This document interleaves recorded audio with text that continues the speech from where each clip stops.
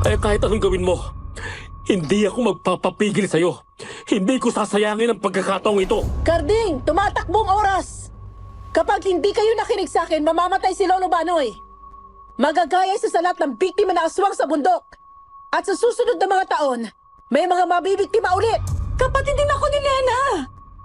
Nasaktan rin ako nang mawala siya. At ang dahil sa pagkawala niya, nagbago kayo ni nanay at tatay. Bago natin simulan ng kwento, please like and share the video at huwag na ding kalimutang mag-subscribe.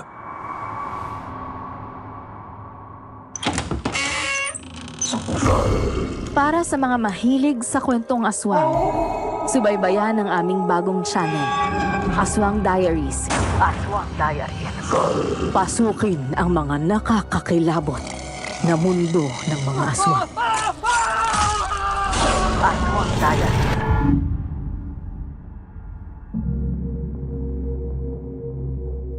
Naniniwala ako sa mga aswang.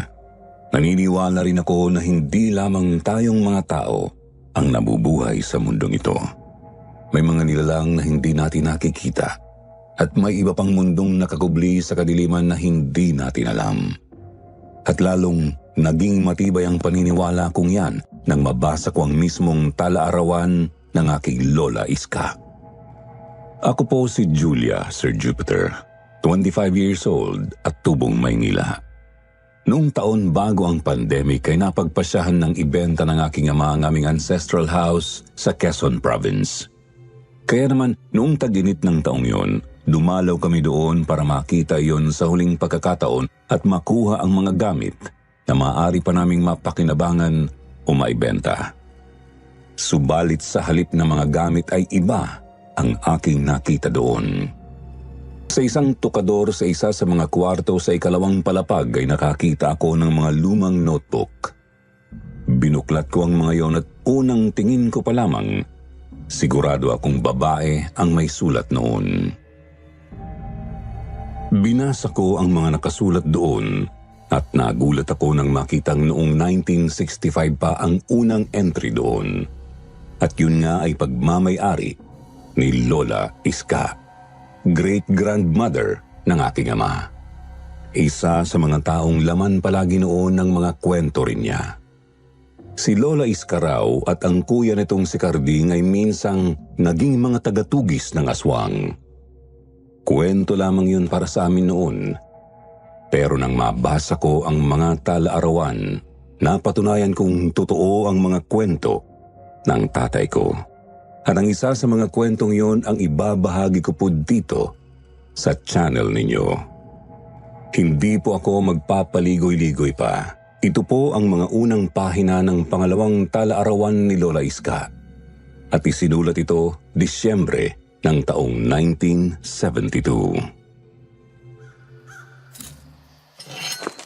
Kuya, saan ka ba pupunta? Bakit iniipon mo yung mga patalim? At saan galing tong baril mo? Nakikipag-transaksyon ka na rin ba sa mga gang sa labas? Tumigil ka nga, Iska. Talo mo pa si nanay sa pagbubunga nga nung nabubuhay pa eh. Bakit? Sinong hindi magbubunga nga sa ginagawa mo? Umagang-umaga ka umaalis. Babalik ka, mag-uumaga na rin. Hindi ko alam kung saan ka sumusuot. Hindi ko alam kung nasaksak ka na sa kanto o nahuli ng mga otoridad. Kung ayaw mo mabungangaan, makisama ka ng maayos, kuya. Huwag mo kong sisigawan, Iska ah. Baka nakakalimutan mong mas matanda ako sa'yo. Mas matanda ka nga, pero mas isip bata ka kung umasta. Magmula nang mamatay si Nena, naging ganyan ka na. Nagmamatigas kunwari, pero ang totoo, hanggang ngayon wasak na wasak ka pa rin. At talaga namang... Ano? Pagbubuhatan mo ako ng kamay? Sige, ituloy mo. Hindi mo naman ako itinuring na kapatid eh. Para sa'yo si Nena lang ang malaga. Kuya, 7 taon na siyang patay. Ako yung narito, oh. Pero siya pa rin ang laging laman ng isip mo. Kapatid mo rin naman ako, ah. Ikaw na nga lang ang meron ako. Lalo na't wala na rin si nanay at tatay, tapos ganyan ka pa. Bahala ka sa buhay mo. Palagi ka na lang ganyan. Puiset. Nag-away na naman kami ni Kuya Carding. Wala na atang araw ang lumilipas na hindi kami nagkakasagutan. Nawawalan na ako ng gana na kasama siya. Gusto ko na lamang mag-asawa at umalis sa napakasikip na lugar na ito. Kung hindi lang sana na aksidente sila nanay at tatay noong nakaraang taon, hindi ko sana dinaranas ito ngayon. Napakalakas ng ulan at hindi ko alam kung saan na naman sumuot si Kuya.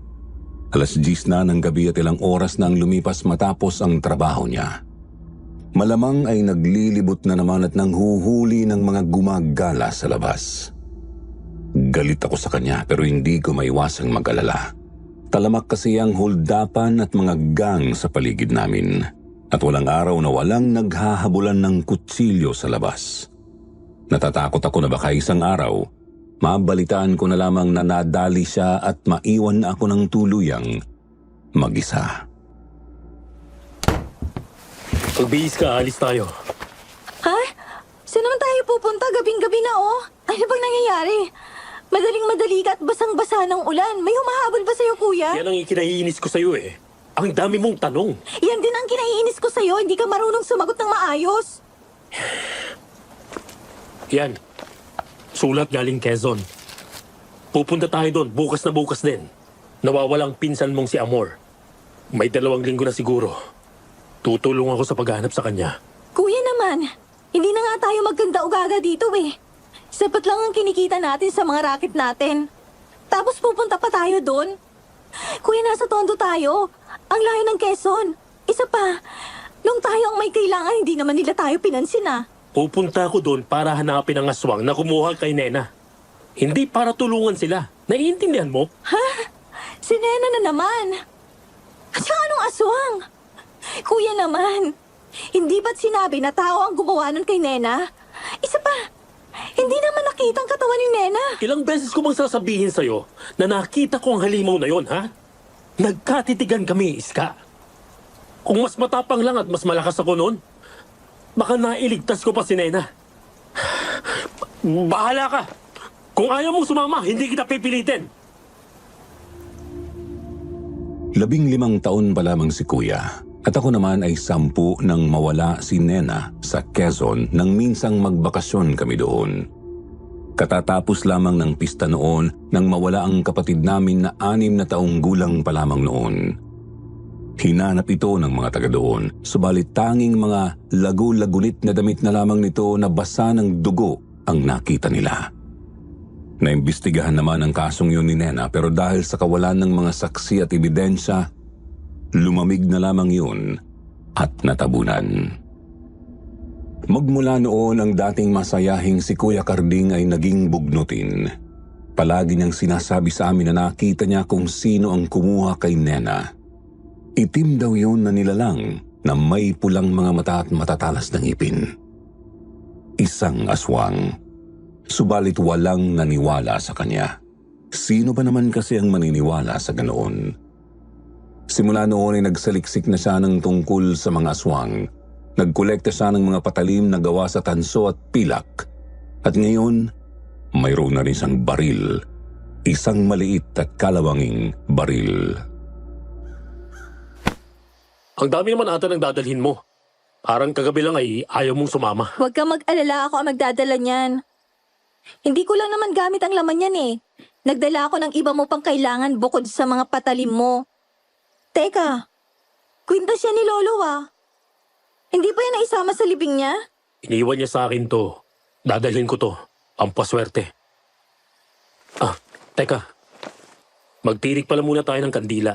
Para saan? Hindi mo ba natatandaan? Ngayon ang araw na nawala si Nena Iska. Oh, oo nga no. Noong nakaraang 2 taon, may nawala rin daw sa lugar nila Amor. Bata rin. Ganoon din, 2 taon bago yun. At 3 taon matapos mawala ni Nena. Malakas ang kutob ko na isa lamang ang gumagawa nito. Kaya kailangan ko talagang pumunta doon. Pero paano kung hindi naman aswang ang gumawa nito at isang tao? Sigurado akong aswang ang may gawa nito, Iska. Pero sabihin na nating tao, hindi ko pa rin siya mapapatawad. Papatayin ko pa rin siya gamit ang sarili kong mga kamay. At gagawin ko yon para kay Nena. Malalim ang paghinga at nanlilisik ang mga mata. Yan ang nakita ko kay Kuya ng mga oras na yon. Ramdam na ramdam ko ang puot niya at ang pagnanais niyang makaganti sa pumatay kay Nena. Ang totoo, gusto ko rin namang mangyari yun. Kinakain lang ako ng inggit dahil puro si Nena na lamang ang bukang bibig ni Kuya Karding. Matapos naming magtirik ng kandila sa labas ng bahay at magdasal, bumiyahe na kami papunta sa Mulanay, isang bayan sa probinsya ng Quezon. Nakakapagod ang biyahe. Puro aberya pa ang inabot ng mga nasakyan namin, sabayan pa ng napakasungit na panahon. Kaya naman patang-pata na ako nang makarating kami sa baryo kung saan nakatira ang aming tiyahin. Nakakatakot pa ang lugar dahil nasa liblib na parte yun, malayo sa ibang kabahayan sa baryo. Mabuti na lamang at hindi maulan doon. Subalit, nagulat na lamang kami ng ibang tao ang sumalubong sa amin sa bahay na yun. Sandali! Nariyan na! Ama, sino ba yung nariyan? Gabing-gabi na! Ano mang may paglilingkid ko sa inyo, iho, iha? Mawalang galang na ho, pero nasaan si Jezabel? Kuya, sigurado ka bang dito ang bahay ni Jezabel? Parang ang laki ng pinagbago ng lugar na to eh. Ibang-iba sa pagkakatanda ko. Ang lalaki ng mga puno, oh. Kayo marahil ang mga pamangkin ni Isabel. Karding, Iska. Kami nga ho. Nasaan na po si Tia? At sino ba kayo? Bakit narito kayo sa pamamahay niya? Isa pa, bakit may mantsa ng dugo ang mga kamay at damit nyo? Nang mga oras na yon ay nakita kong inilagay ni Kuya Karding ang kanyang kamay sa likurang bulsa ng kanyang pantalon. Doon niya madalas inilalagay ang kanyang balisong. Alam ko na ang sunod na mangyayari. Kaya naman kaagad kong hinawakan ang dalawang kamay ng mga braso niya. Ngunit kaagad niya akong itinulak palayo. Hinugot ang patalim at idinutok iyon sa payat na matandang lalaki sa harapan namin. Teka lang kuya, magunos dili ka naman. Baka nagkakamali tayo ng bahay. Tumigil ka, Iska. Sigurado akong ito ang bahay ni Jezabel. Lumayo ka, baka madamay ka pa. Kuya, halika na nga. Parang naging mapusok ka ata. Kung ikukumpara noong huli kitang nakita, Karding. At ikaw naman, Iska. Lalo kang gumanda. Sino ba kayo? Pambihira kayo. Ako ito, si Banoy. Karding, hindi mo ba ako natatandaan? Lolo Banoy? Yung nagturo kay kuya na humawak ng pana? Aha, ako nga. Ha? Pero parang ang laki naman po ng ipinayat nyo. Matipuno ang Lolo Banoy na kilala ko. Wala nagkasakit ako. Hindi pala totoong kalabaw lang at tumatangga. Nga pala. Itong mga kamay ko ay may dugo dahil kinatay ko yung nahuli kong sawa doon sa likod bahay. Kaya pala panay sumbong ang tiya ninyo na nawawalan siya ng mga manok at sisiw nung nakaraan. Kung ganun, nasan po si Jezabel? Mabuti pa'y pumasok muna kayo rito at mahirap mag-usap dito sa pintuan. Tara, pasok kayo, tuloy. Pumasok kami ni Kuya sa loob ng bahay. Pamilyar sa akin ang ibang mga muebles doon at napagtanto ko na yun nga talaga ang bahay ng aking tiya. Ngunit bakas ko ang paghihinala sa mga mata ng kuya ko. Isang bagay na hindi na nawala sa kanya magmula nang mamatay si Nena. Isang ugali niya ay kinaiinis ko rin ng husto. Panay ang libot ng kanyang mga mata sa paligid at matalim ang tingin niya kay Lolo Banoy. Pinaupo kami ng matanda sa salas at doon ay inilabas niya ang isang puting sobre. Kinuha naman iyon ni Kuya Karding at kaagad na binasa ang laman noon. Isang linggo na ang nakalilipas nang maabutan ko ang liham na iyan na nakaipit sa pintuan ng bahay ko. Nabasa mo naman siguro na sinabi niya dyan na hintayin ko kayo rito. At ako na muna ang bahalang magbantay dito sa bahay. Pero saan ho siya pumunta? Hindi ko alam. Malakas ang kutob ko na hinahanap niya ang kumuha kay Amor. Yan kasi ang napag-usapan namin nung gabi bago siya nawala. Ang totoo, hindi ko alam kung bakit ka pa niya pinapunta rito, Karding. Simple lang, Lolo Banoy. Dahil alam ni Jezabel na gusto ko ring malaman kung sino ang nasa likod ng mga pagkawala rito. Gusto ko mabigyan ng hustisya ang pagkawala ni Nena. Walang ginawang kahit anong masama ang kapatid ko para danasin kung ano mang dinanas niya noong panahon na yon.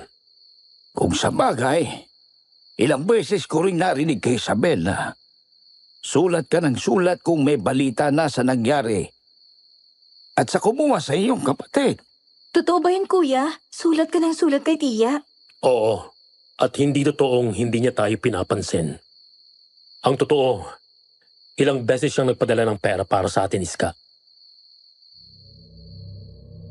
Nang marinig ko yun ay natahimik na lamang ako. Buong akala ko kasi wala nang pakialam sa amin ang panganay na kapatid ng tatay namin. Nakakainis naman kasi si Kuya. Hindi niya sinasabi sa akin ang mga ganoong bagay, kaya iba tuloy ang naiisip ko. Matapos ang usapang iyon ay nagpaalam na si Lolo Banoy na magluluto para daw makakain na rin kami. Ayokong umastang prinsesa doon kaya naman nagpresenta akong tumulong. Napangiti naman ang matanda nang marinig ako at hindi ito nag-atubili na pumayag. Subalit, nanlamig ako bigla nang makita ang malaking ulo ng sawa. At mas nakakakilabot pala ito kapag nakahiwalay na sa katawan nito. Kaagad naman iyong binalot ni Lolo Banoy ng dahon ng saging at itinabi. Sabay hingi ng paumanhin.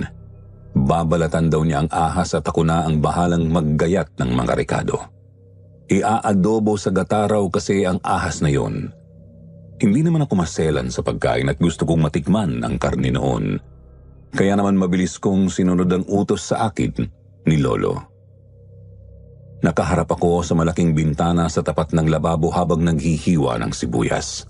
Naluluha na ako nang may napansin akong dumaan sa aking harapan. Napatigil ako at tumingin sa paligid. Subalit, mga puno lamang na nababalot sa dilim ang aking nakita. Ginusot ko ang aking mga mata at naisip kong baka dala lang ng pagod ang aking nakita. Nang biglang makarinig ako ng malakas na sitsit. Sinundan ko ang tunog noon at sa likod ng isang puno ay may nakita akong umiilaw. Dalawa yun, maliliit at kulay pula. Sinipat ko iyong mabuti at napatili ako nang maaninag kung ano talaga ang mga ilaw na yun. May halimaw sa likod ng puno! May halimaw! Nasaan? Nasaan ang halimaw? Naroon po! Sa likod ng puno ng isang panok. Pula yung mga mata. Nakangisi yun, Lo. Tapos kitang-kita ko yung mahaba ng dila. Nakakatakot. Saang banda? Doon, kuya, sa may punong yon. Nandun sa likod. Ayun, nagtago.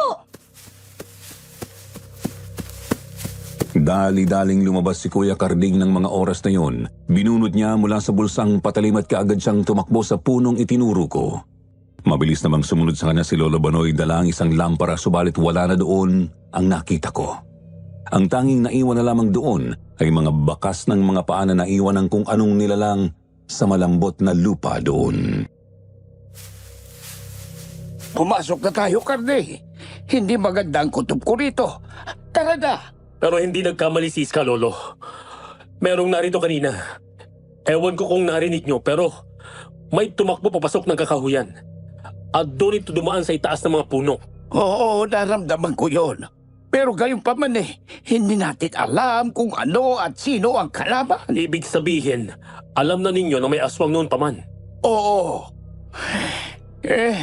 Yung totoo ay nakita ko. Ang nakita mo noong araw na hinahanap namin si Nena. Pero isa kayo sa mga hindi naniwala sa akin noon. Dahil hindi pa ako ganun kasigurado noon, Karding. Isa pa, ayoko matakot ang mga tao rito. Pero nang makalipas ang ilang taon, matapos doon at meron uling kinuha, doon ko na napagpasyang sabihin ang lahat sa mga tao. Pero walang naniniwala sa akin. Halika sa loob at maipapakita ko sa inyo ni Iska pagkatapos kumain. Padabog na pumasok noon si Kuya Karding. Ipinagpatuloy namin ni Lolo ang pagluluto at pagkatapos ay pinagsaluhan namin ang adobo sa gata na luto sa sawa. Subalit nang dahil sa aking nakita ay nawalan na ako ng gana. Ganoon din si Kuya na nagsimula ng matulala sa lamesa. Matapos kumain ay may kinuhang kwaderno si Lolo Banoy. Luma na yun, madumi at halos sira-sira na ang itim na pabalat. Iniabot niya iyon sa aming magkapatid. Kaagad naman yung kinuha ni Kuya Carding at binasa. At nanlaki ang mga mata niya nang malaman kung ano ang nakasulat doon. Tala-arawan to ng isang aswang. Saan ho ninyo ito nakita? Ano? Patingin nga. Sa lamesang yan, nariyan na ang pagdating ko rito. Maaaring yan ang nabasa ni Isabel na nagtulak sa kanya para hanapin si Amor mag-isa. Hindi ko alam kung saan niya nakuha yan. Wala siyang sinabi sa sulat na iniwan niya tungkol dyan. Ang tanging alam ko lang ay gustong-gusto niyang makita si Amor. Kahit daw bangkay nito, mailibing man lang sana niya ng maayos. Ang totoo, ang laki ng ipinagbago ng tiyahin ninyo pagkawala ni Amor. Para siyang nawala sa sarili, nagsasalitang mag-isa. Ang dating magiliw na Sabel ay naging marahas at palamura. Hindi ko masisisi si Tia Sabel kung ganoon ang naging reaksyon niya. Maging sinanay kasi ay nagkaganoon din. Hindi siguro talaga biro ang mawalan na lang bigla ng anak, lalo na nang sa ganoong paraan. Binasa ko ang kwaderno na yon at nang hilakbot ako sa aking nakita. Detalyado doon kung paanong pinapatay ng kung sino mang sumulat noon ang kanyang mga biktima at kinakain. Pati mga isinisigaw ng mga ito habang pinahihirapan ay detalyadong nakasulat doon. Hanggang mabasa ko ang pangalan ng aking kapatid. At hindi ko napigilan ang aking luha nang makita ang huling mga salita ni Nena. Ate Iska, tulong. Tulungan mo ako, ate. Halimaw ka. Hahanapin ka ng ate at kuya ko. Hindi ka nila mapapatawad. Nanikip ang aking dibdib habang iniisip kung anong uri ng sakit at paghihirap ang dinanas ng aking kapatid sa kamay ng hayop na kumuha sa kanya. At nang dahil sa galit ay hindi ko na namalayan ang mga salitang lumabas sa aking bibig ng mga oras na yun. Hahanapin kong gumawa ito sa kapatid ko. Pagbabayarin ko siya. Sila! Kahit sino pa! Kahit aswang to o maligno! Nagulat si Kuya sa naging reaksyon ko matapos noon. Inagaw niya ang kwaderno sa akin at nang mabasa ang aking nakita ay natigilan siya. Nakita kong naipon ang luha mula sa kanyang mga mata bago yun tumulong mismo sa kwadernong hawak niya.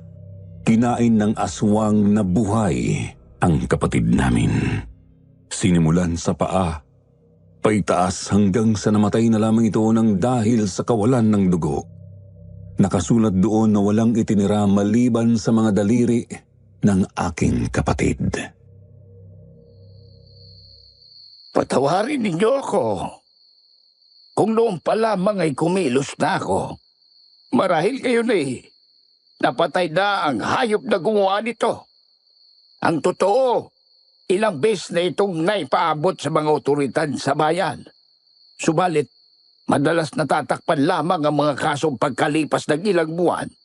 Bukas na bukas rin. Tutugisin ko ang may-ari ng kwadernong to at ang nilalang na nagpakita kanina kay Iska. Sasama ako, kuya. Sasama ako. Pero saan kayo magsisimula? Maski ako'y hindi ko alam kung saan hahanapin ang hinahanap natin . Sinubukan ko na pero wala talaga akong mahanap na lugar kung saan maaari magtago ang aswang o kung anumang nilalang na may kinalaman sa pagkawalan ng mga kabataang babae. May lugar kaming pinaghihinalaan sa bundok. Pinuntahan namin niyon pero wala kaming nakita. Kung sinabi lang sana ng tiyan ninyo kung saan niya nakuha ang kwadernong ito, sana. Kapag may gusto may paraan, Lolo Banoy. Salamat sa pagkain. Magpapahinga na kami. Tara na, Iska. Maaga pa tayo bukas kung sasama ka. Hindi na sumagot pa si Lolo Banoy sa sinabing yun ni Kuya. Tumango na lamang siya noon at inihatid kami sa kwarto ni Amor. Yun lang daw kasi ang maayos at malinis. Ayaw di umano niyang pumasok sa kwarto ni Tia at gumalaw ng mga gamit doon. Pagpasok namin ay kaagad naming nasamyo ang matapang na amoy ng bawang. Ganoon din ay ramdam sa mga paa ang asin na nakakalat sa paligid. Palatandaan na pinaghandaan nila ng husto ang pag-atake ng pinaghihinalaang aswang. Walang kumibo sa amin ni Kuya. Noong gabing yon ang totoo nang dahil sa pagod at sa galit ay hindi ko na alam kung paano ako nakatulog. Kinabukasan ay mataas na ang araw nang gisingin ako ni Kuya. Kaagad akong napabangon nang makitang nakaligo na siya at nakagayak na. Oh, saan kayo pupunta? Nagsipag-agahan na ba kayo? Oh, ito. At may dala akong mga tinapay. Tapos na po. Kinain na po namin yung bahaw at ininit yung adobo kagabi. Saan nga kayo paroroon? Sa baryo ho, magtatanong-tanong. Wala naman pong mangyayari kung magmumukmuk lang ako dito sa bahay. Pero wala rin kayong makukuhang sagot doon. Walang magtatangkang sagutin ang mga tanong ninyo. Wala ho akong pakialam. Sa dami ng tao doon, imposibleng wala kaming makausap ni isa tungkol sa pagkawala ng mga tao rito. Sige. Kung ano man nagmakuha ninyong impormasyon ay sabihan ninyo ako. Magdadala rin ako ng uling sa bayan. Magtatanong-tanong din ako doon. Huwag kayong magpapaabot ng dilim. Naiintindihan ninyo? Opo, Lo. Nga pala, mag-iingat kayo sa bundok. Marami nang nawala dyan at masukal. Huwag kayo basta magtangka doon. Sinabi ko na kagabi, nalibot na namin ang lugar na iyon pero wala kaming nakita. Matapos magbigay ni Lolo Banoy ng iba pang paalala ay umalis na kami ni Kuya. Pero pag-aapak ko pa lamang sa labas ay kaagad akong nakaramdam ng kakaiba. Nagtayuan ang aking mga balahibo. At kasabay noon ay ang paglipad at paghuni ng mga ibon mula sa kakahuyang malapit doon. Sumabay rin ang mga manok sa pag-iingay. Pakiramdam ko rin ay may nakatitig sa akin. Sinubukan kong tumingin sa paligid, subalit nang maalala ko ang halimaw na nakita ko noong gabi at ibinaba ko na lamang ang aking tingin. Binaliwala ko ang pakiramdam na yon at hindi na sinabi pa kay Kuya. Basta na lamang akong naglakad at sinundan naman niya ako. Napakaraming tao sa kalye pagdating namin ng baryo. May mga batang nagtatakbuhan sa labas, mga nanay na nagwawalis at nagchichismisan at mayroon ding mga nag-iigib ng tubig sa may poso doon. Kaagad na nagtanong si Kuya sa mga taong nakita namin. Subalit kakaiba ang kanilang naging tugon. Ayaw daw nilang pag-usapan ang pagkawala ng mga kabataang babae doon dahil baka sila naman ang sunod na balikan ng nasabing aswang. Binalaan din nila kami na tigilan na ang pagtatanong ng tungkol doon sa mga tao kung ayaw naming mapasama sa kanila. Nakakainis naman. Ang dami na nating nakausap, pero walang gustong sumagot sa atin ng maayos, Kuya. Hindi niyo sila masisisi. Natatakot lang din sila. Oh, ha? At sino ka naman? Sino nagbigay sa'yo ng permiso na sumabat sa usapan namin, ha? Iska, tara na. Maghanap pa tayo ng ibang mapagtatanungan. Kahit sino kausapin niyo sa baryong ito, walang maglalakas loob na sagutin ang mga tanong niyo. Magsasayang lang kayo ng panahon. Ano bang pakialam mo? Sasagutin mo bang ipinagtatanong namin? Dahil kung hindi rin, mabuti pa, tigilan mo na kami. Baka hindi kita matantya. Kuya, tama na. Tara na, wag mo nang patulan. Nag-aalala lang ako sa inyong dalawa. Ako si Minda. Isa akong guro sa bayan. Nagkataon lang na lumiban ako ngayon dahil masama ang pakiramdam ko. Nag-aalala ako dahil baka mapahamak kayo sa inyong ginagawa. Mabuti pa, tigil nyo na yan. Nilapitan ni Kuya Karding ang babaeng yun. Mahitsura si Minda, balingkinita ng katawan at napakakintab ng tuwid at itim nitong buhok. Tiningnan ni Kuya Karding ang babae mula ulo hanggang paa At pagkatapos ay nakita kong inilapit niya ang mukha niya rito. Kaagad ko naman siyang hinilat bilang ganti ay tinabig niya ako. Kuya, ano ba? Baka nakakalimutan mong dayo lang tayo rito. May kakaiba sa mga mata ng babaeng to. Di ko maipaliwanag. Pero may kung ano sa'yo. Madalas kong marinig yan. Sige, ganito. Sasabihin ko sa inyong dalawang nalalaman ko. Pero hindi ko may papangako na makakatulong ang mga ito. 3 taon pa lang ako rito eh. Pero malay nyo. Ano? Ayos lang ba sa inyo? Hindi ka natatakot sa aswang? Kagaya ng mga duwag ng mga tao rito? Wala akong anak na babae. Hindi rin ako kabataang babae. Aanhin ako ng nilalang na nangunguha. Ano ang ikatatakot ko? Nagtungo si Minda sa isang malapad ngunit mababang puno ng mangga. Sa ilalim noon ay mayroong mga upuang yari sa mga tinabas na katawan ng puno at maliit na lamesa. Nakakatuwa doon yung maliit na duyan at doon ako umupo. Naalala kong humingi ng paumanhin ng babaeng yun sa biglang pagsabat sa amin ni Kuya. Hindi naman yun pinansin ni Kuya Carding at sunod-sunod itong pinagtatanong. Hindi naman nailang ang babae at nakangiti pa sa bawat sagot na ibinibigay nito kay Kuya. Takot sila dahil ang mga taong nag-uusap tungkol sa aswang na yon ang kadalasan nagiging puntir niya ng halimaw na yon sa sunod na taon. At hindi na iba ron ang pinsan at tiyahin nyo. Nang misang mawala ang isang dalagita noong nakaraang 2 taon, ang tiyahin nyo ang pinagtatanong ng mga pulis. Lalo na at nawala na raw minsan ang pamangkin nito dito noon. Oo. Ang kasong yun. Ang unang kaso ng pagkawala rito. At kapatid namin ang biktima. Talaga? Ibig sabihin, hindi lamang kayo narito para hanapin ang tiyahin nyo? Wala ka na doon. Sige na, salamat. Wala man kaming napala, ay salamat pa rin sa pagkikipag-usap sa amin. Alis na kami. Sandali. Meron pa akong hindi nasabi sa inyo. Ang likuran ng bahay ng inyong tiya ay bahagi ng bundok, tama ba? Oo. Ano naman? May usap-usapan na sa bandang gitna noon ay may kubo at balon. Ayon sa mga narinig ko, doon daw nakatira ang aswang na nangunguha ng mga kabataang babae. 9 na taon na raw nakalilipas nang may magkaibigan na umakyat at nakakita sa kubo na yon. Ngunit isa lang ang nakababa. Siya ang nagkwento ng tungkol sa halimaw na naroon. Subalit hindi nagtagal, namatay sa misteryosong sakit ang lalaking yon. Ano ang patunay mo? May impormasyon kaming nakuha na wala namang makikita sa bundok. Wala. Pero malay nyo, nagkamali lang sila noong unang beses silang naghanap doon. O baka, hindi naman sila naghanap ng maayos. Nagkatinginan kami ni Kuya Carding nang marinig ang sinabi ng babae. Ngunit hindi nagkomento si Kuya. Muli lang siyang nagpaalam at tinawag na ako para maglakad pabalik sa bahay ni Tia Sabel. Lagpas tanghali na nang makabalik kami ng bahay.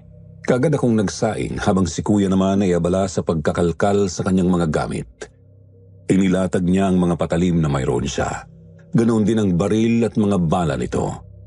Eksakto naman na dumating si Lolo Banoy.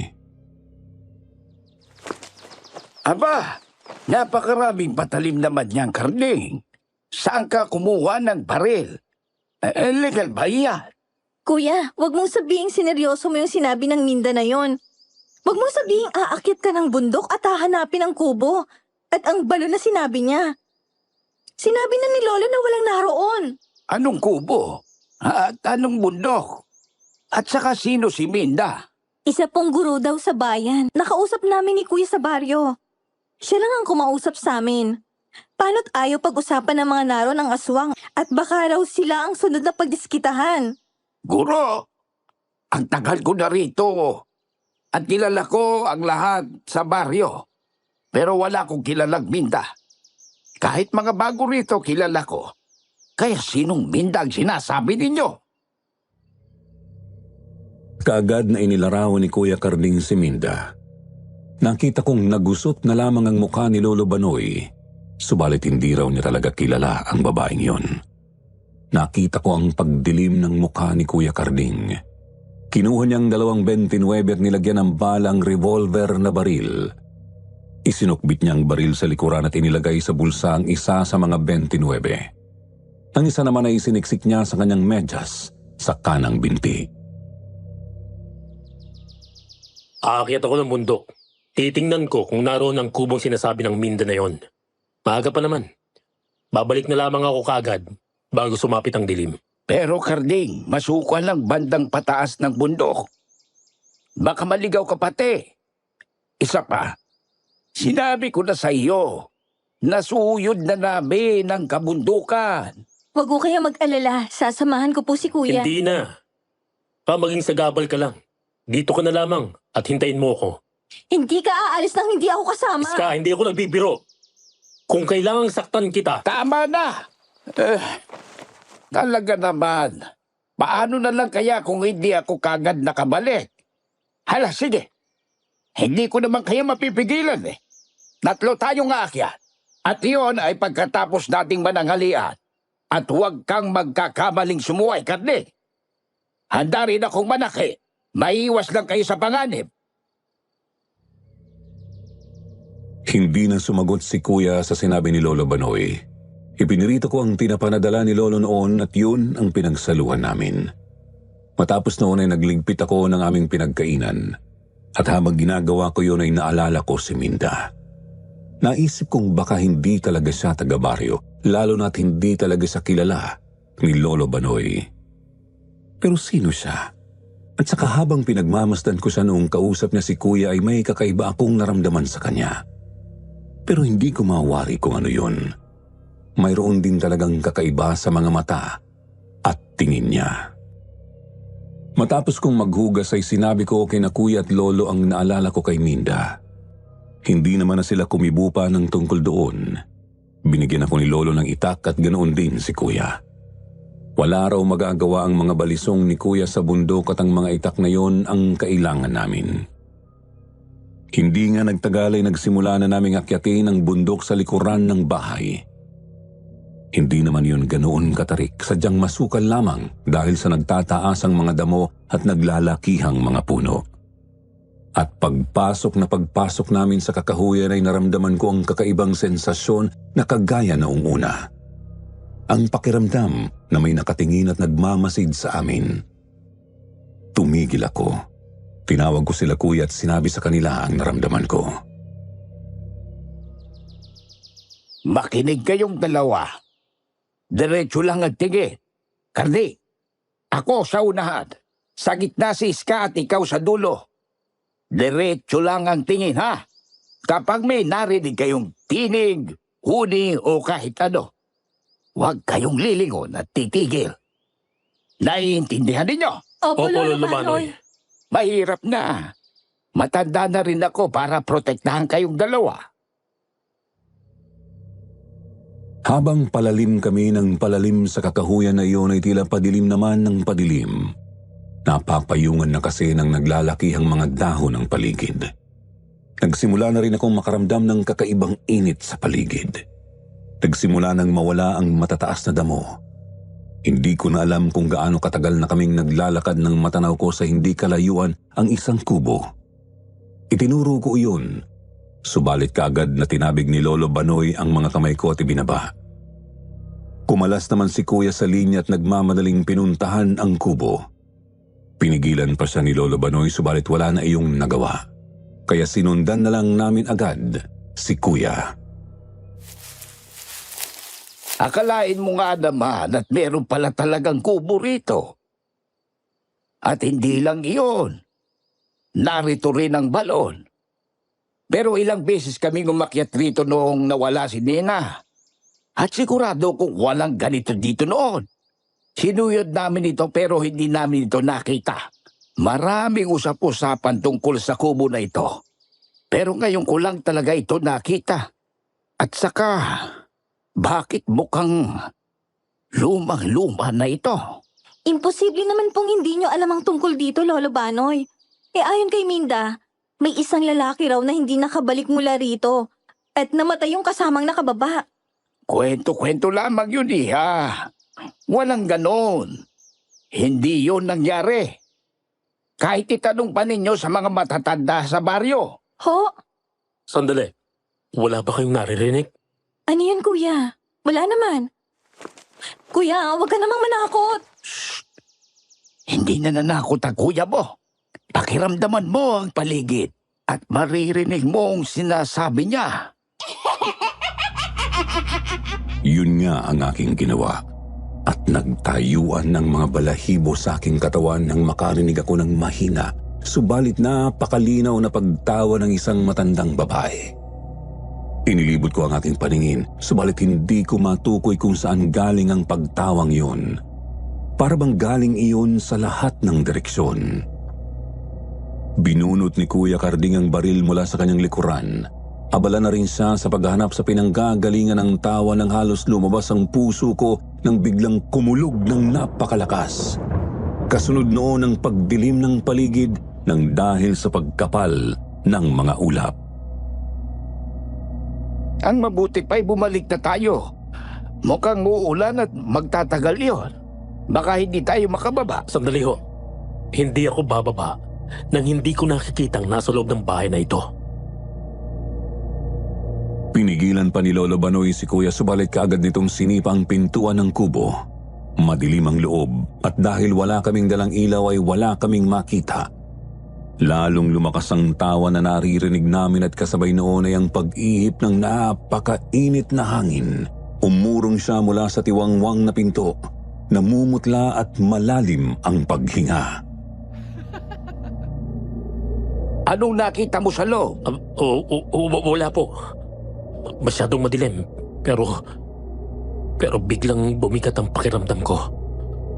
Parang may bumara sa lalamunan ko pagbukas ko ng pinto. Hala, sige. Bumaba na tayo. Bumalik na lamang tayo rito. Magsasama tayo ng iba pang mga kalalakihan. O sige na, pabagsak na ang ulan eh. Aalis na kayo? Hindi man lang ba ninyo sisilipin ang bahay ko? Malay ninyo, nariyan ng mga hinahanap ninyo, mga bangkay.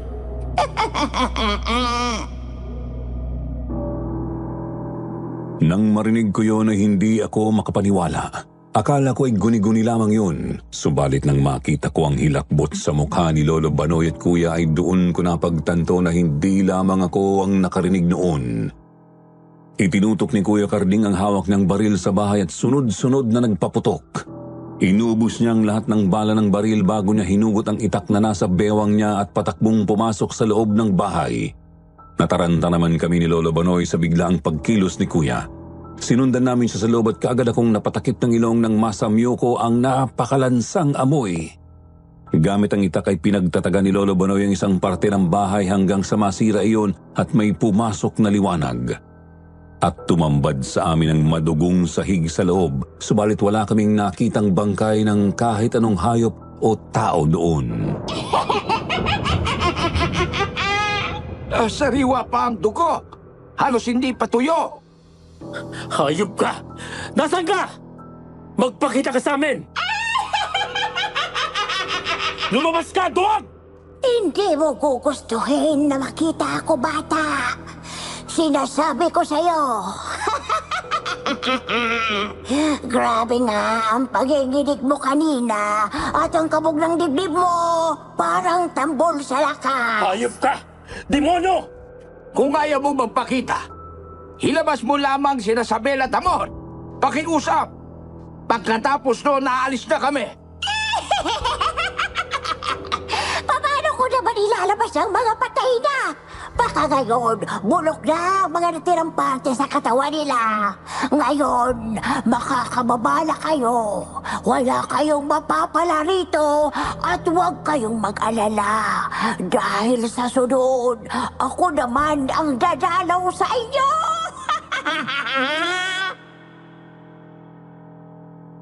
Sumigaw ng malakas si Kuya Karding.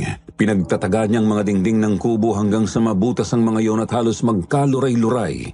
Pati mga gamit doon ay pinagbabato niya palabas. Yayakapin ko na sana siya para pigilan nang bigla siyang mapatigil ng mapatingin sa labas. Ang galit na ekspresyon ng kanyang mukha ay unti-unting nagbago. Para siyang nakakita ng multo. Bigla siyang namutla at nanginginig na napaurong. Tiningnan ko ang direksyon kung saan siya nakatingin, subalit wala naman akong nakita doon. Hinawakan ko siya sa braso. Magtatanong na ako nang bigla siyang natumba. Parang may tumulak sa kanya na hindi namin nakikita. Matapos iyon ay nagsisigaw siya habang namimilipit at nakahawak sa kanyang tiyan. Kuya, ano nangyari? Kuya! Umalis tayo rito, dali! Tumabi ka riyan, Iska! At bubuhatin ko ang kuya mo. Madali ka! Lumabas ka na! Kung may makita ka man o may sumalubong sa'yo, tagayin mo kaagad!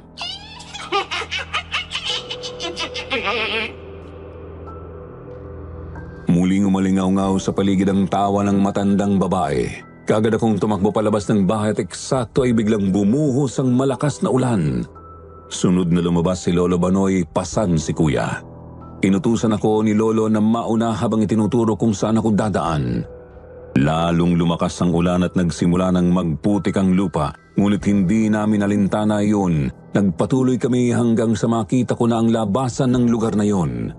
At paglabas ko doon ay doon lamang gumaan ang pakiramdam ko. Para bang may nawalang bagay na nakaatang sa balikat ko. Inalalayan ko na si Lolo Banoy ngunit inutusan niya ako na tumakbo na sa bahay at magpakulo kaagad ng tubig. Sinunod ko naman iyon at ilang sandali pa ay dumating na sila. Kaagad na inihiga ni Lolo si Kuya sa isang mahabang upuan. Ano pong nangyari sa kanya, Lo? Kuya! Kuya, ano nararamdaman mo? Lumayo ka! Alimaw! Ilabas mo ang kapatid ko! Ilabas mo si Jezabel at Amor! Kuya! Huminahon ka, Iska! Hindi makakatulong ang pag-iyak mo. Ang mabuti pa, habang namimilipit ang kuya mo, kumuha ka ng dahon ng malunggay sa tapat. At pagkakulo ng tubig ay isalin mo kaagad sa plangganita. At dalhin mo dito, madali ka! Opo! Ginawa ko ang iniutos sa akin ni Lolo Banoy. Mabilis akong bumali ng sanga ng malunggay. Ibinigay ko iyon kay Lolo at pagkatapos ay inasikaso ko naman ang tubig. Naririnig ko si Kuya na nagsisigaw at parang ang sakit sa dibdib noon. Pinaypayan ko ng gusto ang baga hanggang sa magliyab yun at nang kumulo na ang tubig ay kaagad ko yung dinala sa tabi ni Lolo. Namimilipit na parang kinukuryente si Kuya sa mahabang upuan habang sumisigaw at paulit-ulit na minumura ang aswang. Nagsimula na ring may lumabas na mga pulang butlig sa kanyang mga braso. Inilapag ni Lolo Banoy ang malunggay sa sahig. Lumuhod siya sa tapat nito at nagsimulang bumulong. Pagkatapos noon ay marahan ngunit mabilis niyang pinaghahampas noon si Kuya. Lalong lumakas ang sigaw ni Kuya Karding. Pipigilan ko na sana si Lolo Banoy sa ginagawa nito nang biglang kumalma ang kuya ko. Naging marahan ang paghinga nito at tumigil na sa pangingisay.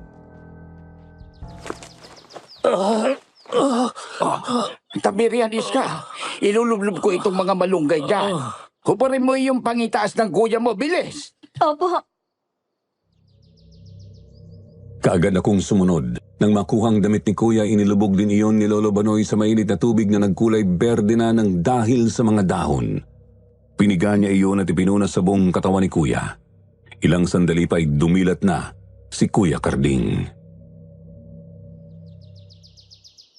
Iska, Oo, Kuya. Ako ito. anong nangyari? Lolo Banoy, Mukhang isinumpa ka ng aswang na iyong Karding. Ipinakita niya kung ano ang kaya niyang gawin.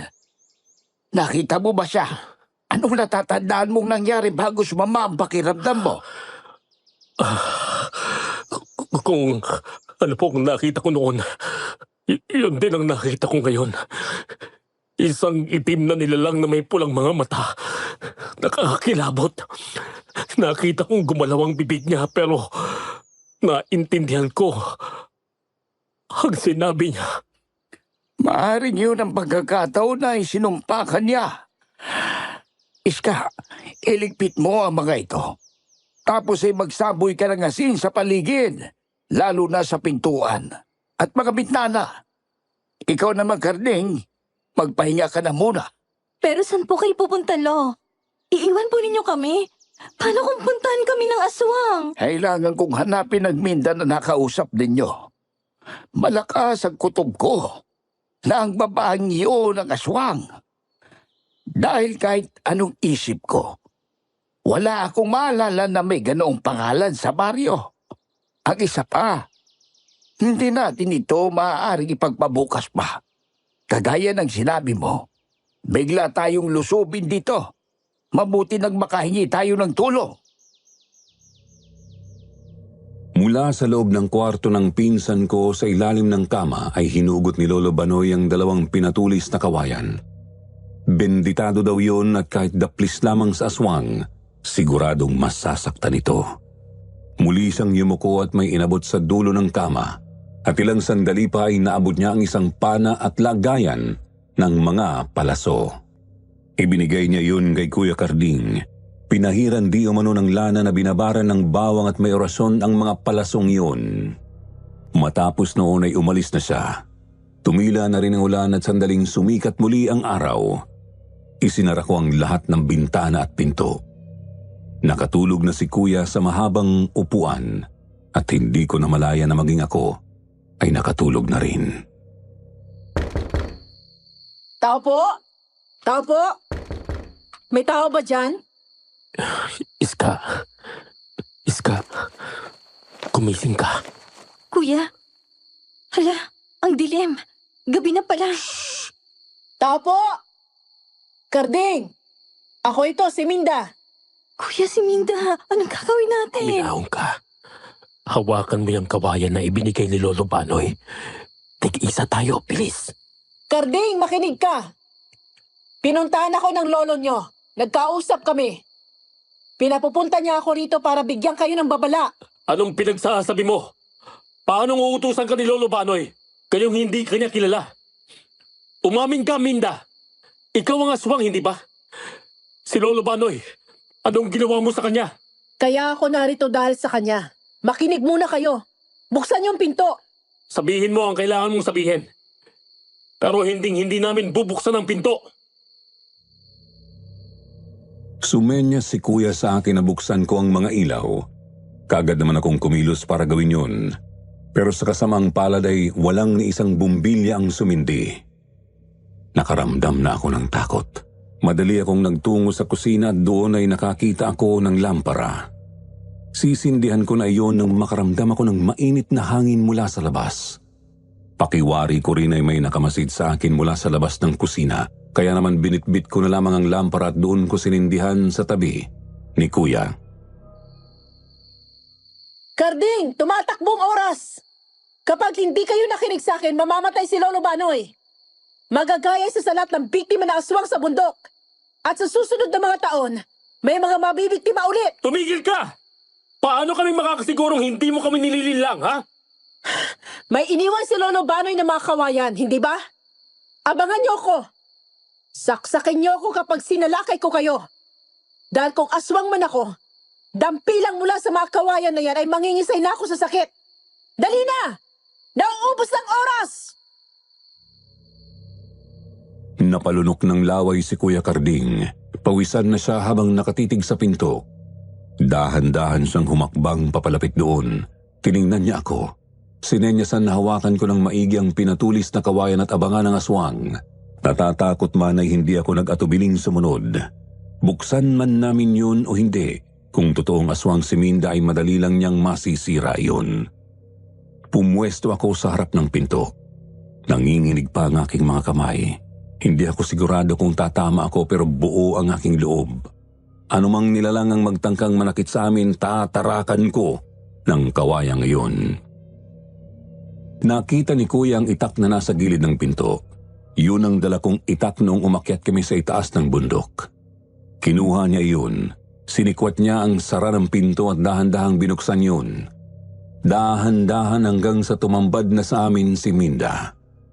Pareho kaming napatigil at nanigas ni Kuya sa aming mga kinatatayuan. Naliligo kasi si Minda sa dugo. Tanging ang mga braso nito at mga binti lamang ang walang masyadong bahid ng dugo. Huwag kayong matakot. Nakuha ko ito sa pakikipaglaban sa lola ko. Lola mo? Oo. Ang lola ko ang aswang na pumapatay. Nang matuntun ako ng lolo nyo, kaagad niya ako inundayan ng taga. Hindi ko naman siya masisisi. Naramdaman niya ring isa akong aswang. Iska! Lumayo ka! Hayop ka! Anong ginawa mo kay Lolo Banoy? Sinasabi ko na nga ba at hindi ka mapagkakatiwalaan? Huminahon ka! Kung sasaktan ko kayo, sana winasak ko na lamang tong pinto, hindi ba? O kaya inatake ko na kayo habang binubuksan niyo ang pinto. Makinig kayo. Nang makapagpaliwanag ako sa lolo nyo, nagpasya siyang pumunta sa bundok para harapin mag-isa ang lola ko. Kabayaran daw niya yun sa pagkakamaling nagawa niya noon. Noong pinasinungalingan niya mga sinabi mo tungkol sa aswang. Matagal di man siya naghanda para harapin ang aswang. Nag-aral siya ng ilang mga orasyon. Pinigilan ko siya dahil alam ko hindi sasapat ang kakayahan niya laban sa lola ko. Pero hindi siya nagpapigil. Kaya sumunod ako. Subalit hindi nagtagal ang lolo niyo sa laban. Sinubukan ko siyang iligtas. Kinalaban ko ang lola ko, subalit hindi ko rin siya kaya. At wala ako nagawa kundi tumakas. Kung ganun, ano nang nangyari kay Lolo Banoy? Hindi ko alam. Hinila siya ng lola ko sa kaibuturan ng bundok. Ngayong gabi rin kasi magiging bilog ang buwan. Maaaring gamitin ang katawan ni Lolo Banoy sa ritual para maibalik ang lakas ng lola ko. Maaari rin kunin ni Lola ang konting kapangyarihan na nasa katawan ng matandang yon. Sinungaling ka. Imposibleng iba ka sa lola mo. Malamang na kumakain ka rin ng tao. Matagal na akong tumigil sa pagkain ng tao. Ang totoo, narito ako dahil ang huling habili ni Lolo Banoy ay ilayo kayo rito. Pero sinasabi ko sa inyo, kung gusto niyong maputol ang patayan rito, eto na ngayon ang pagkakataon. Sugatan pa ang lola. Malaki ang pinsalong tinamo niya mula sa Jezabel ninyo. Si Jezabel? Buhay pa ba siya? Si Amor? Ipagpaumanhin ninyo. Pero wala na sila pareho. Iaalay sana ngayon si Amor. Ngunit ang dahil sa pinsalong tinamo ni Lola, kinailangan niyang inumin kagad ang dugo ng dalagang yon. Ang tiyan niyo? Mga kamay na lamang nakita kong natira sa kanya. Hayop ka! Hayop ka! Papatay ko kayo! Lumusob si Kuya kay Minda. Iwinasiwas niya ang hawak na itak ng tumalong palayo si Minda. Nagpunas ito ng mukha at huminga ng malalim. Hahabulin pa sana ito ni Kuya nang hilahin ko sa papasok ng bahay. Sinungaling ka! Kung totoong nilabanan at natalo ka niya, bakit narito ka pa? Hindi ka niya tinuluyan. Imposible! Kagaya niyo, gusto ko na rin wakasan ang buhay ng aswang na yon. Pangalawang inalaman siya ng nanay ko. Pinilit niya akong hawaan ang pagkaswang niya. Ilang beses ko na siya pinagtangkaang patayin. Subalit lagi akong bigo. Hindi niya ako pinapatay dahil hindi raw siya pumapatay ng kapwa niya aswang. Pero hindi ako ganon. Hindi ako titigil hanggang sa mapagbayad ko siya sa ginawa niya pagsira sa buhay ko. At ngayong mahina siya, susubukan kong muli. Naunahan niya lang ako kanina eh. Nasa sa inyo na kung tutulong kayo. Hindi ko kasi may papangako na maililigtas ko si Lolo Banoy ninyo. Meron pa kayong 1 oras para magdesisyon. Hihintayin ko kayo sa kubo sa itaas ng bundok. Hindi ko kayo pipilitin. Maaari na rin kayong tumakas kung gusto ninyo. Magsasalita pa sana ako nang parang bula na nawala si Minda sa panangin namin ni Kuya. Doon na namin napatunayan na hindi sa pangkaraniwan. Kasabay ng pag-alis ni Minda ay ang pagbalik ng kuryente. Mabilis na kumuha si Kuya ng 2 balisong. Hinanap niya ang baril niya. Nakita niya yon sa lamesa kung saan ko yon ilapag at kaagad iyong nilagyan ng bala. Iska, kunin mo na mga gamit mo. May pera sa bag ko. Kunin mo lahat ng yon at umuwi ka na ng Maynila. Hindi kuya, hindi kita iiwan. Huwag matigas ang ulo mo. Gusto mo bang mapahamak? Sumama ka na lang sa akin. Tumakas na tayo pareho kuya. Hindi isang katalinuhan ang sumunod sa babaeng yon. Baka niloloko lang niya tayo. Niloloko man yan tayo o hindi ay wala akong pakialam. Ito ng pagkakataon ko para mga iganti si Nena. Ganon din sina Jezabel, Amor at Lolo Banoy. Kaya kahit anong gawin mo, Hindi ako magpapapigil sa'yo. Hindi ko sasayangin ang pagkakataong ito. Sige, pero sasama ako. Iska naman eh. Kapatid din ako ni Nena. Nasaktan rin ako nang mawala siya. At ang dahil sa pagkawala niya, nagbago kayo ni nanay at tatay. Malaki rin ang atraso sa akin na aswang na yon. Nang dahil sa kanya, naging miserabling buhay nating lahat. Kaya sasama ako. Isasama mo ako o hindi ka pupunta doon. Pumili ka, kuya. Dala ng bugso ng damdamin na itinutok ko ang pinatulis na kawayan sa kanang binti ni Kuya. Binantaan ko siyang itatarak yun sa kanya kung hindi siya papayag na sumama ako sa kanya. Ang totoo, bukod sa kagustuhan kong makaganti, nag-aalala talaga ako ng labis kay Kuya. Natatakot ako na baka pati siya ay mawala na sa akin ng dahil sa aswang na yun. Sige. Aalis na lang tayo. Kunin mo ang mga gamit. Uuwi na tayo ng Maynila. Hindi ko mahahayaang mapahamak ka. Kilala kita. Hindi kita mapipigilan, kaya bilis na. Kunin mo na ang maaaring kunin. Aalis na tayo ngayon din. Sandali! Walang aalis! Dito lang kayo! Dahil isasama ko kayo sa ritual! Biglang uminit ang paligid. Kumalat ang nakasusulasok na amoy at nagtayuan ang aking balahibo sa katawan. Kakapit pa sana ako kay Kuya Carding nang biglang magdoble ang aking paningin at bumagsak ako sa sahig. Kaagad naman akong inalalayan ni Kuya nang bumalibag pabukas ang pinto. At mula doon ay kitang-kita namin ang pagpasok ng isang matandang babae. Hindi sa katangkaran, puti na ang lahat ng kanyang buhok at nakasuot ito ng itim na bestida. Nakangisi ito, ngunit ang mas nagpakilabot sa akin ay nang makitang hila-hila nito si Minda. Hawak nito ang kamay ng babaeng sugatan at naliligo sa dugo. Walang ano-ano ay inihagis ng matandang katawan ni Minda sa loob ng bahay dahilan para magtalsikan ang mga naroon. Wala naman kasi silbi ang dugo ng Mindang ito. Kailangan ko ng dugo ng berhen. Hayop naman kasi ang tiyahin ninyo. Hindi ko akalain na may lahi kayo ng manunugas na aswang. Napuruhan ako sa tagiliran. Ngayon, kailangan ko ng sariwang dugo ng mga berhen para bumalik ang lagas ko. At eksakto, mga bata pa kayo. Papatayin ko kayo. Lalakas akong muli at mauubos ang lahi nyo. Wala akong talo. Sige! Subukan mo! Akala mo ba madali mo kami mapapatay? Hindi ba kayo natatakot? Gusto mo bang mapilipit mula sa sakit gaya ng ginawa ko sa'yo kanina? Hindi na yun mahuhulit! Inubos ni Kuya ang 6 na bala sa katawan ng aswang. Kitang-kita ko kung paanong tumama ang 6 na balang yun. Buong akala ko ay tapos na ang lahat. Subalit, ngumisi lamang ang matanda at lalo akong nanghilakbot nang makitang isa-isang nalalaglag ang mga bala mula sa katawan ng halimaw na yon. Yan lang ba ang kaya ninyo? Kagaya rin kayo ng ibang mga taong nakaharap ko.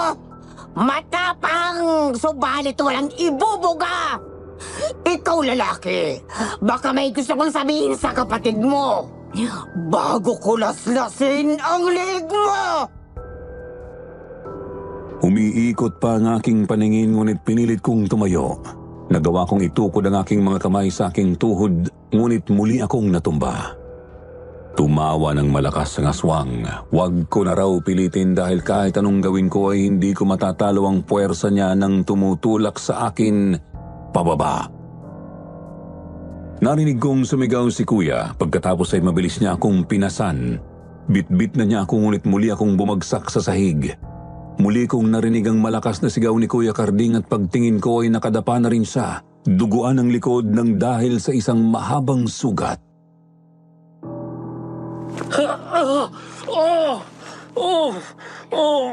Gusto ko pa sanang patagalin ito hanggang hating gabi. Subalit, nasasabik na ako sa inyong dugo at laman. Lalo ka na binata. Yan kasi ang pinakamasarap. yung matatapang at lumalaban. Teka, bakit? At narito palang aking talaarawan. Tampalasan talagang sa milyon. Ang tagal ko niyang hinahanap. Ako ang nagbigay sa kanya niyan. Patunay na totoo ka at nagtatago sa bundok. At na ikaw ang kumuha sa anak niya. Si Minda yun. Buhay siya. Nakita kong binuhat niya ang mahabang upuan at inihampas iyon ng ubod ng lakas sa matandang aswang. Wasak ang upuan at natumba ang aswang. Hinawakan ito ni Minda sa buhok at buong lakas na inihagis sa labas. Matapos yun ay lumapit siya sa akin. May ibinulong siya habang nakahawak sa aking noo. Ganoon din kay Kuya. At mabilis na gumaan ang pakiramdam ko pagkatapos noon. Nakatayo ako at ganoon din si Kuya. Tumakas na kayo. Sige na. Ako na ang bahalang pumigil sa kanya. Sige na, alis na. Pero Ate Minda, sumama na lamang kayo sa amin. Sugatan na kayo. Makakatakas pa naman tayo eh. Hindi maaari. Kailangan ko tong tapusin. Ako lang sa ngayon makapipigil sa kanya. Nakita niyo naman, nagkamali ako. Akala ko kakayanin natin siya dahil nangihina siya. Pero hindi pa rin pala. Kaya sige na, bago pa kayo mapahamak. Tara na, Iska. Alis na tayo. Minda, patawarin mo ako kung pinaghinalaan kita. At ngayon pa lang, nagpapasalamat na kami sa'yo. Saka ka magpasalamat kapag nakalabas na kayo sa impyernong ito. Pagkasabi niyang yun ay biglang tumalon pabalik sa amin ang matandang aswang. Labas na ang mga pangil ito at nagtatalas ang mga kuko. Ibinangon ako ni Kuya. Tumakbo kami sa kwarto at kinuha ang bag niya na naglalaman ng pera. Dinampot ko naman ang isang itak at sinabit ko sa aking katawan ang pana at mga palaso. Naririnig ko pang naglalaban at nagsisigawan si Minda at ang matandang aswang. Ginusto ko pa sanang balikan si Minda ngunit hinila na ako ni Kuya. Dumiretso kami sa kusina, umakyat siya sa lababo at tinadyakan ng mga kawayan na nakaharang doon. At doon kami lumusot.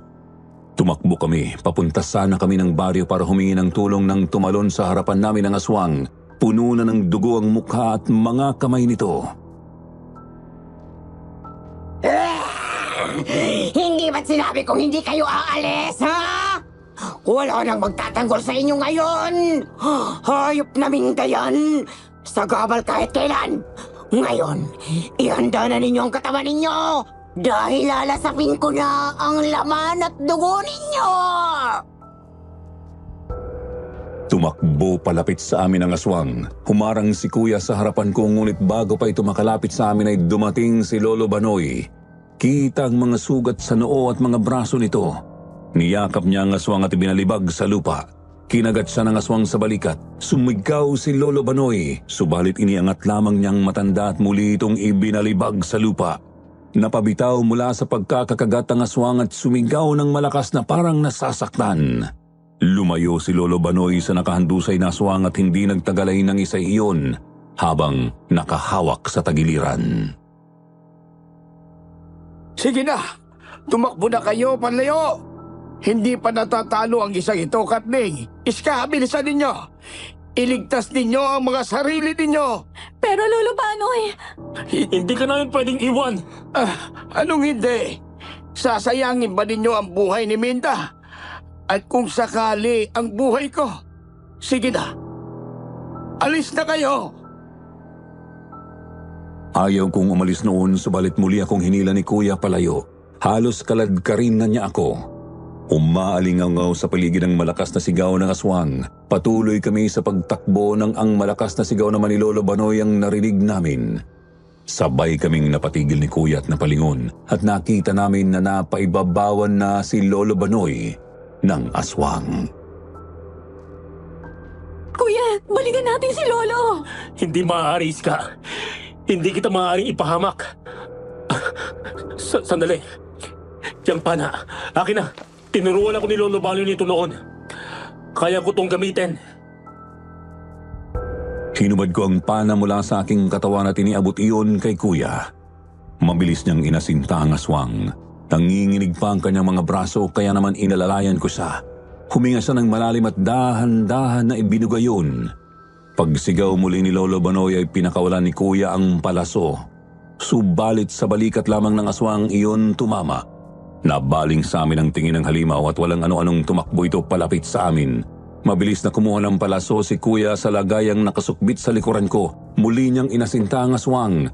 Tumalon na ang halimaw papunta sa amin ngunit kalmado lamang iyong sinundan ni kuya ng tingin at pagsigaw ng aswang ay pinakawalan na ni kuya ang palaso. Sapul sa tagiliran ng aswang sa mismong parte na iniinda nito. Napatigil ito at napaluhod. Tiningnan kami nito ng masama. Akala ko ay muli itong lulusob dahil pilit itong tumayo, subalit mabilis itong tumakbo papunta sa bundok. Pumana muli si kuya ng isa subalit nawala na sa kadiliman ng aswang. Susundan pa sana iyon ni Kuya Karding nang marinig namin ang boses ni Lolo Banoy. Karday, tama. Napuruhan mo ang aswang. Doon siya nadali ng tiyahin ninyo. Nakita ko ang malaki at nabubulok na sugat doon. Sinubukan niya akong bihagin. Nasa gitna na kami ng bundok noon. Nabigla siyang umalis. Naramdaman niya siguro si Minda na dumating sa kubo niya. Buong akala ko nga ay napuruhan na rin si Minda. Noong unang beses niya akong iniligtas mula sa matandang yon. Mabuti na lang at napuntahan niya kayo. Naku po, mabuti po't nakatakas kayo, Lolo. Oo, mabutit nakagawa ko ng paraan para makalaga ng aking sarili. Pero Lolo Banoy, kailangan na nating tuluyan ang isang yon. Habulin na natin. Huwag kayong mag-alala. Hindi na magtatagal ang matandang yon. Minda, buhay ka? Oo. Pero akala ko talaga katapusan ko na rin. Paano ka nakasiguro? Nang tamaan mo siya ng palaso, naramdaman ko unti-unting naupos ang kanyang kapangyarihan. Dahil yun sa palaso, hindi ba't sinabi kong may orasyon ng mga yan at minabad ang mga talim sa lagis na may bawang? Ang tagal ko kayang pinag-aralan ng mga orasyon na ipinatong ko sa mga yan. Kaya tama na. Ang mabuti pa, gamutin na ninyo ang inyong mga sugat. Ikaw rin, Lolo Banoy. Parang unting tulak na lang patay ka na. Tara na sa bahay nyo. Hindi naman na pumalagpa si kuya sa sinabi ni Minda. Bumalik kami sa bahay at kaagad kong inasikaso ang sugat ni kuya sa likod. Mabuti na lamang at hindi yun gaanong kalalim at hindi kailangang tahiin. Si Minda naman ang naglinis ng mga sugat ni Lolo Banoy sa noo at mga braso. Napansin ko rin na tila walang kahit anong galos si Minda. Ba't ganyan ka makatingin? Wala ka kasing kagalos-galos. Parang hindi ka nakipagbuno sa halimaw na yon. Mabilis gumaling ang mga sugat ko lalo na sa gabi. Lalo pa ngayon, malapit na maging bilog ang buwan. Ibig sabihin, totoo ka talagang aswang? Hindi pa ba sapat yung nakita nyo? Kung pangkaraniwang tao lang ako, baka ibineon nyo na ako sa lupa. Ang hirap lang kasing paniwalaan na may katulad mong aswang na mabait at mapagmalasakit. Ako rin. Akala ko nung ginawa niya akong aswang, magiging masama ako. Pero hindi. Nagawa kong kontrolin ang sarili ko. Nabubuhay ako sa dugo at sariwang lamang loob ng mga hayop. Hindi ka naghahanap ng laman o dugo ng tao? Minsan. Ha? Biro lang. Hindi na. Sa tingin niyo ba magiging guro ako kung naghahanap pa ako ng laman at dugo ng tao?